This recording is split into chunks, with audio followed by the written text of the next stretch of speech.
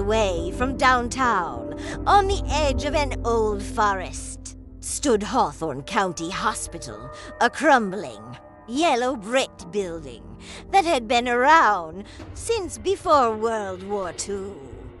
Its walls smelled of bleach and dampness. Behind the main structure sat the old morgue, a detached building no one liked to visit unless absolutely necessary. The morgue had 4 windows. 3 opened easily, but one, the 4th window, had been sealed shut for decades.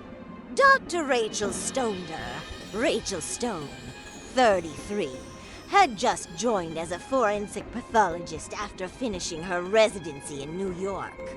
Brilliant, confident, but nervous. It was her first real job dealing with corpses. At the morgue. She met Robert Bob Harris, a senior morgue technician who had been working there for nearly 35 years. He was frail, stooped, but sharp-eyed, the kind of man who knew more than he ever said. Then there was Jake, a young janitor, loud, funny, and careless. Everyone liked him, even though he sometimes ignored the rules.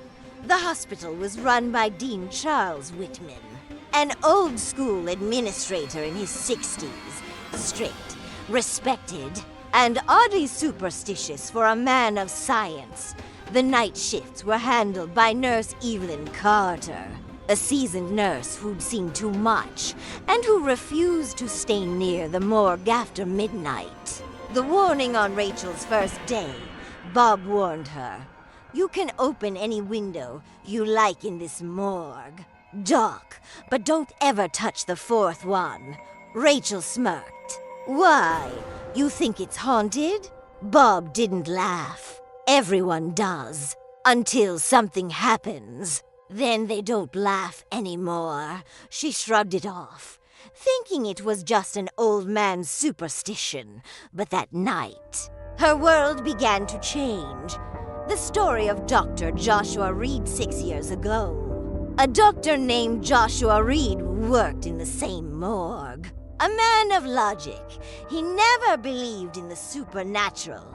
One rainy night, while doing a post-mortem, he opened the 4th window to smoke a cigarette.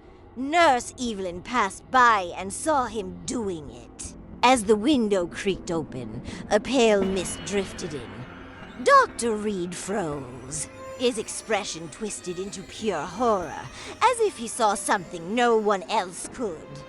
When Evelyn came back minutes later, he was sitting motionless, drenched in sweat, eyes wide open, staring at that same window. He never spoke again about that night. 2 weeks later, before his transfer, his body was found beneath that very window. No wounds, no injuries, just that same terrified face. Afterward, Dean Whitman ordered the window permanently sealed. The night of the new moon weeks passed. Rachel got used to the morgue's chill and silence. She treated it like a normal job, until one full shift changed everything. The post-mortem room was full, and she needed space for a new cadaver. Without thinking, she placed a gurney right in front of the 4th window. That night was a new moon, pitch dark outside. Around 2:15 a.m., the lights began to flicker. Rachel frowned. "We're on backup power. Why the hell is it still flickering?" Bob walked in quietly.